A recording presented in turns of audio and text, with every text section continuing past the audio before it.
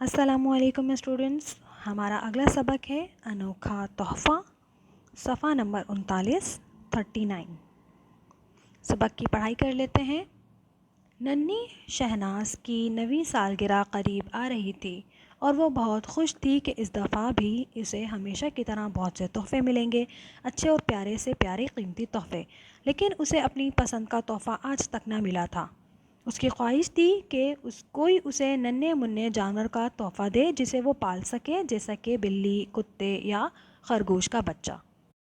شہناز ماں باپ کی اکلوتی اور لاڈلی بیٹی تھی اور سب اسے پیار سے شانو کہتے تھے اور اس کی ہر خواہش اور پسند کا خیال رکھتے تھے۔ شانو نے کئی مرتبہ ابو سے کہا کہ مجھے کوئی ایسا جانور لا دیں جسے میں کچھ کھلا پلا سکوں اور میرا دل بہل جائے، مگر ابو نے ہمیشہ یہ کہہ کر ٹال دیا کہ بیٹی، اس قسم کے جانور رکھنے سے گھر میں گندگی پھیلے گی، گھر کی چیزیں بھی خراب ہوں گی۔ دیکھو نا، ہم نے تمہیں کتنے ڈھیر سارے کھلونے لا کر دیے ہیں، ان سے کھیلا کرو۔ پھر ایک روز انہوں نے شانو کے لیے روئی کے بنے ہوئے ننھے منھے جانور بھی لا کر دیے، جن میں بلی کا بچہ، خرگوش اور بھالو کا بچہ بھی تھا، لیکن شانو تو جیتا جاگتا اور اچھل کود کرنے والے جانور کا بچہ منگوانا چاہتی تھی۔ آخر سالگرہ کی تقریب میں صرف ایک دن رہ گیا۔ شانو کی امی نے سوچا کہ اس مرتبہ بچی کو کیا تحفہ دیا جائے۔ ابو تو ٹافی اور بسکٹوں کے ڈبے لائے تھے۔ امی نے فیصلہ کیا تھا کہ وہ اس کے لیے ایسی چیز لا کر دیں گی جو بعد میں بھی اس کے کام آ سکے۔ چنانچہ انہوں نے شانو کے لیے ایک ورک باسکٹ لانے کا فیصلہ کیا، جس میں ایک قینچی، سوئی اور دھاگے کی پھرکیاں ہوں گی۔ اس طرح شانو کو سلائی کا شوق پیدا ہوگا۔ سالگرہ والے دن شانو کی امی اسے کھلونوں کی دکان پر لے گئیں۔ وہاں کھلونوں کے علاوہ اور بھی چیزیں ملتی تھیں۔ شانو نے دکان میں گھومنا شروع کیا، پھر باسکٹ کو ایک میز پر رکھ کر بجلی کے ایک بچے کو دیکھنے لگی جو ایک باسکٹ کے اندر بیٹھا انگڑائیاں لے رہا تھا۔ اسے وہ بچہ بہت اچھا لگا۔ وہ وہیں بیٹھ کر اس کی پیٹھ پر پیار سے ہاتھ پھیرنے لگی۔ بچہ اچھل کر اس کی گود میں بیٹھ گیا اور غر غر کرنے لگا۔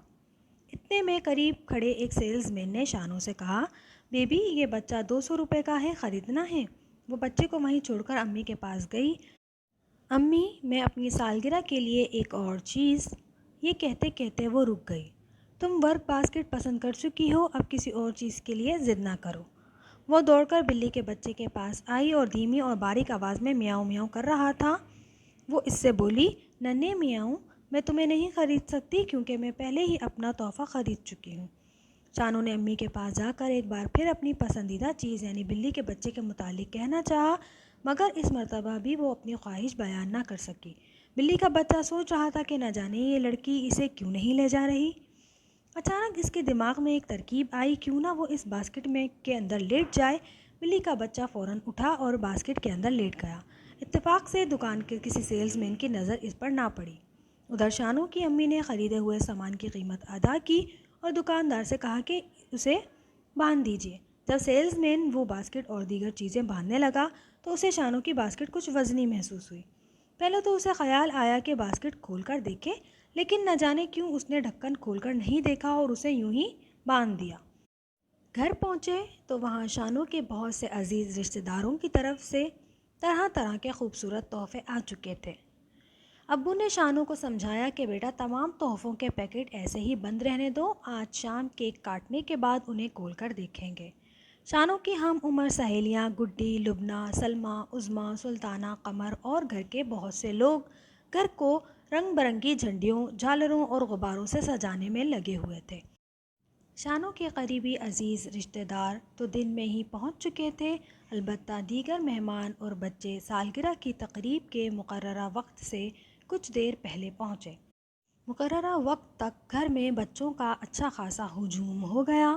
ایسا لگ رہا تھا جیسے ہر طرف رنگ برنگے پھول کھلے ہیں اور شانو ان سب کے درمیان ایک خوبصورت تتلی کے مانند اڑتی پھر رہی ہو۔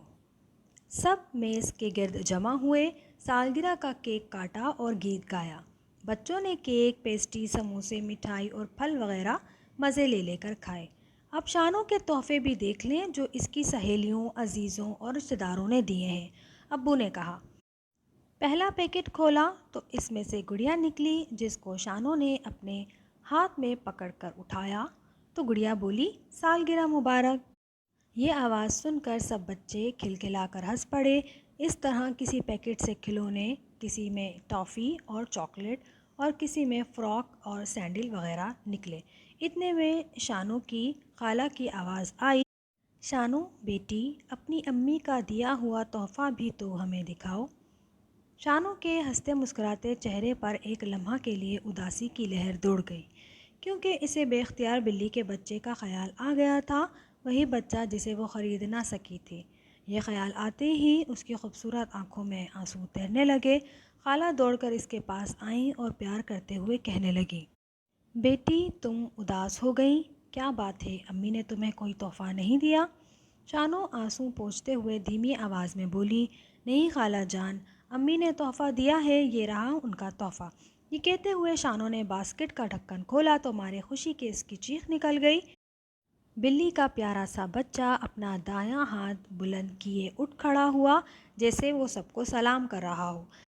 سب کے سب یہ دلچسپ اور انوکھا تحفہ دیکھ کر ہنس پڑے۔ شانو نے اپنی امی ابو کو یقین دلایا کہ مجھے نہیں معلوم کہ یہ بچہ کب اور کس طرح اس کی خریدی ہوئی باسکٹ کے اندر گھس کر بیٹھ گیا۔ شانو کے ابو نے اپنی پیاری لاڈلی کی خوشی کے خیال سے دکاندار کو اس کی قیمت بھجوا دی۔ اس طرح شانو کو پہلی مرتبہ اپنی سالگرہ کی سچی خوشی محسوس ہوئی۔ انوکھا تحفہ ایک بچی شہناز کی 9ویں سالگرہ کی کہانی ہے۔ ہر سال اپنی سالگرہ کے موقع پر اسے اپنے من پسند تحفے کا انتظار ہوتا۔ وہ چاہتی تھی کہ اسے کوئی جانور دے تاکہ وہ اسے پال سکے، لیکن اس کی یہ خواہش کئی سالوں سے پوری نہ ہو سکی تھی، اور اس سال بھی یوں معلوم ہوتا تھا کہ یہ خواہش پوری نہ ہو سکے گی۔ لیکن ایک خوشگوار واقعہ پیش آیا اور جس کے نتیجے میں اس کی یہ خواہش پوری ہو گئی۔ اسی لیے اس سبق کا نام ہے، اس کہانی کا نام ہے انوکھا تحفہ۔